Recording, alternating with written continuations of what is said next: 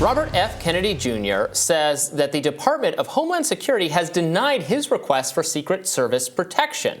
Friday, he said on Twitter, "Since the assassination of my father, candidates are provided Secret Service protection, but not me. The typical turnaround time for a pro forma protection request is 14 days. After 88 days of no response and after several follow-ups, the Biden administration has denied our request." Now, it didn't take long for people to read into that tweet. According to the Anti-Defamation League, 1488 is a known white supremacist symbol, citing the numbers being used closely together in RFK's tweet. A number of people chimed in on social media. JJ in DC tweeted it was 57 days from the date on RFK Jr.'s last letter, not 88. And Sarah Silverman tweeted, "The number he cites are incorrect. So why such specific numbers? I'm at once struck by there's no way he would purposely do this, and what are the chances this is a coincidence?" So I want to be really careful here because, there's a long history. Remember the OK sign thing, this thing? Like, yeah, people will screenshot that and say, oh, look, Robbie's a secret Nazi because he did that. Almost everyone who uses the OK sign doesn't know of that correlation. Sure. And you're just, you're going insane. You're psychotic to try to read things into this. 1488 is a Nazi white supremacist number because the 14 words are what Hitler said. The slogan, the 14 words are, "We must secure the existence of our people and a future for white children." Right. And then the 88 is HH. for Heil Hitler. Yeah. Because H is the eighth letter of the alphabet. Sure. So that is a thing. Of course, those two numbers can appear together randomly in tweets.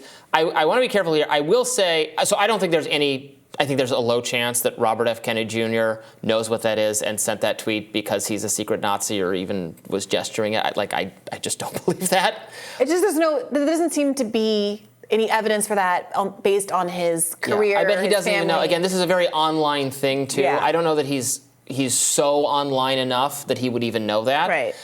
However, it could be, I don't know who wrote that tweet for him, if it's him or some staffer or someone, and I don't think it's totally out of the question that person, probably not because they're an actual secret Nazi either, but it's an edgelordy, very online kind of winking at trolly online people, almost doing it for the lols. I don't think that's out of the question, honestly. And, right. and this is not coming from people who think RFK Jr. is a Nazi or a conspiracy or is out to get him at all. I hope our viewers understand that. But that doesn't mean there isn't someone on staff who... especially since apparently those numbers aren't even accurate. Yeah. So if it was 50 whatever days and not 88 days, and them being placed so closely together in the tweet in that order does start to look very, very bad. And again, there have been scandals where folks tasked with writing tweets for candidates have advanced their own agenda in a way that makes a candidate look bad. Ron DeSantis has been dealing with some of this on his campaign. Now, whether or not you want to blame someone for making those kind of hiring decisions, I think that's legitimate. If it keeps happening that people on your campaign are secret white supremacists or using white supremacist symbols, then at a certain point, you got to question what your selection pool is and why this keeps happening to you. But in this case with RFK Jr., if it's one-off, I would be interested to see if his campaign issues some statement saying this is the person who wrote it and we've fired them from the campaign. Of course, we don't stand by any kind of Nazi iconography or anti-Semitism. Yeah. But while I was also inclined to kind of write this off as people being too online or doing the OK, reading too much into OK symbols or common symbols, for me, the dispositive fact, which raises some questions, is the fact that it wasn't actually 88 days since anything. Yeah. I don't know how you get around that. I would like to hear an explanation for it. And again, there's a lot of everyone, getting described as a Nazi. Everyone is, I'm called a Nazi. You're called a Nazi. Everyone gets called a Nazi. Sure. It's Nazi. I remember the identifying of what was her name, Talia Lavin, who's like, oh, that's Nazi. She was supposedly an expert in this and called out someone for having the wrong tattoo. It wasn't even the Nazi cross. Right. So there have been. I understand people's skepticism. There's been a lot of wrong targeting on this category of of journalism or of social media behavior in the past, but I think this could benefit from subsequent explanation from the campaign. Right. Also, a staffer for Ron DeSantis was just fired, as Bree noted, for a video featuring what NBC called Nazi imagery. Now, Glenn Greenwald tweeted about the incident, saying the imagery is the Black Sun, which is the Azov battalion. They use them constantly. It was their official symbol. It will always be one of the most bizarre episodes ever that American liberals see someone wearing a MAGA hat and instantly call them a Nazi. But, are fine to excuse and celebrate the Ukrainian Nazis. So I totally agree with that point.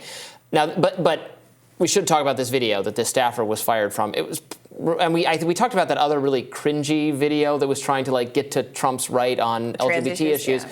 This was also going after Trump and was, DeSantis is super based and, the real right-wing hero or something.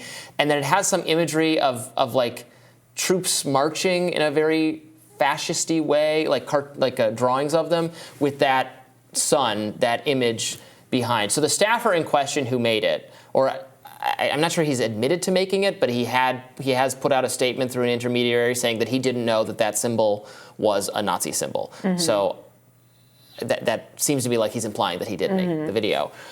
I don't know about that, but again, it wasn't just the way it was put into the video was in a fascisty way. So, how do you mean?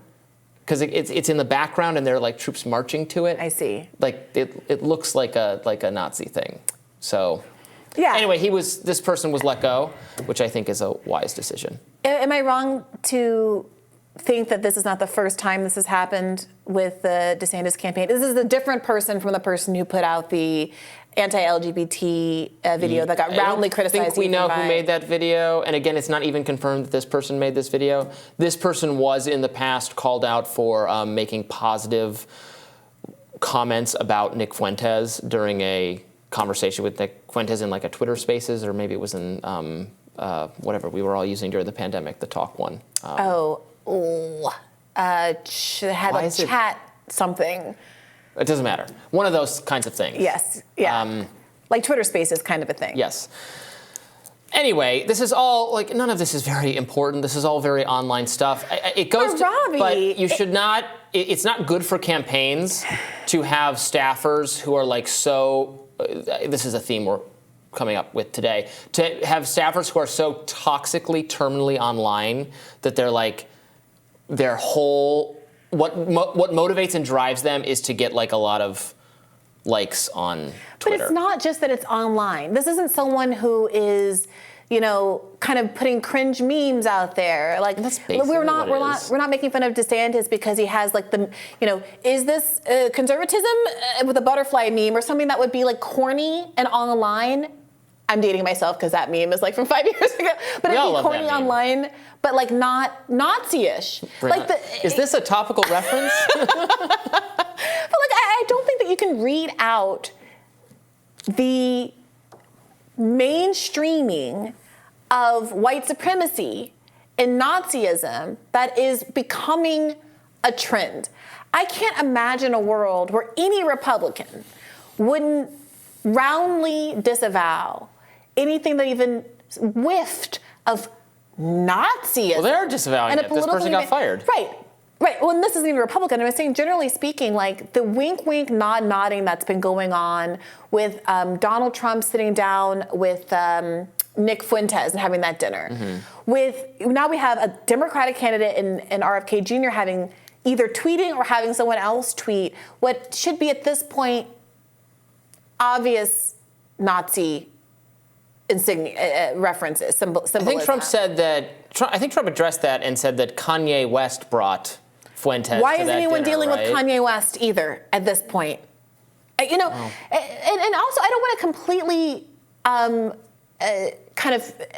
insulate RFK Jr. from the idea that someone else might have posted it on his behalf. On the Bernie campaign, the people who ran Bernie's Twitter were extremely savvy online people, young, very online woman whose part of her job description is to be able to catch something like this. Yeah. So at a certain point, the rot starts at the top. You are responsible. The captain is responsible for the ship, and this is like the fourth Israel Jewish related controversy RFK Jr. has been caught up with in the last 4 weeks.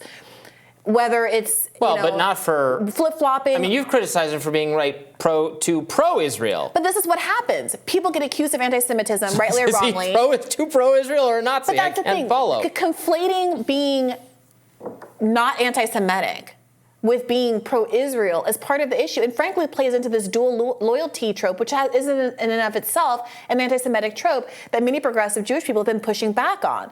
So, I think that many of the accusations of anti-Semitism have been overstated or wrong with RFK Jr. in the past.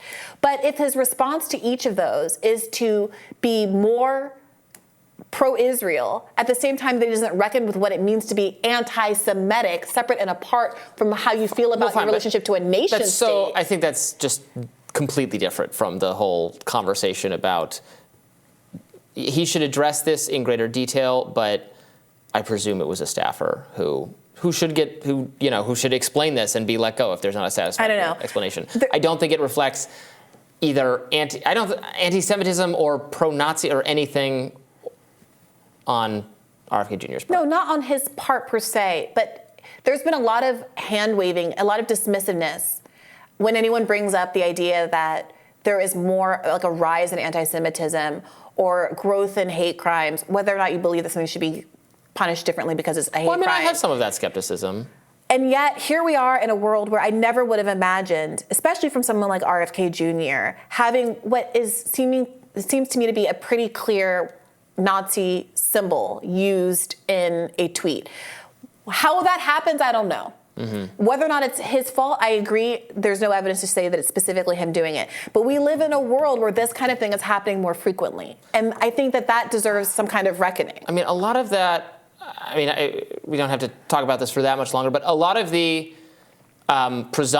evidence that hate crimes and anti-Semitism are supposedly increasing are coming from watchdog organizations like the Southern Poverty Law Center, and kind of their talking points kind of parroted by mainstream media reporting that's very credulous of what activist organizations with an incentive to make the problems of hate always seem like they're getting worse, the way they tally them. That's fine. All I'm saying is I'm sitting here staring at a tweet that says 14 and then 88. And we should also note that there was a Twitter correction box that was added to RFK Jr.'s tweet, not on the Nazi issue, but which pointed out that apparently he's wrong about Secret Service protection and that he's being treated differently. Apparently the Secret Service does not provide protection to non-incumbent presidential candidates until 120 days before the general election, which would be July 8th of 2024. So I don't know if he got the years mixed up, the July 8th. Here is my other question, and we've interviewed RFK Jr. on our show. He has, I saw him at this conference we both attended, Freedom Fest. He has his own security. Why, if he thinks the government was potentially responsible for the murder of his father and or uncle, would he want government protection for himself? That's my question. Maybe you'll have an opportunity to put that to him directly next time he's on the show. I'd be interested to hear the answer to that. We'll have more Rising for you after this.